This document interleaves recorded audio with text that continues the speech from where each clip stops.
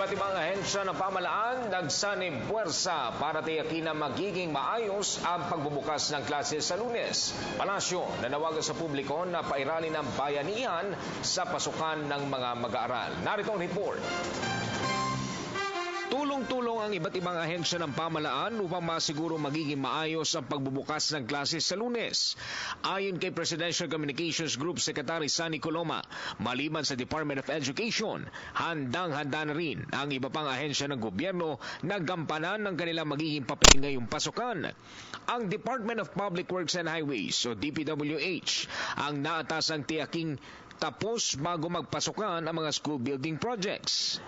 Kumikilos naman ang Department of Trade and Industry o DTI para siguraduhing abot kaya ang mga school supplies sa pamamagitan ng pagtutok sa galaw ng presyo ng mga ito.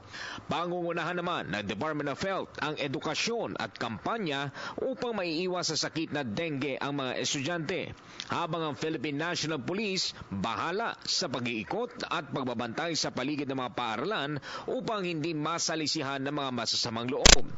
Naniniwala si Coloma na maliban sa paghahandang ginagawa ng gobyerno ay matitiyak ang tagumpay ng pagbukas ng klase kung makipagtulungan ang bawat mamamayan at paiiralin muli ang diwa ng bayanihan.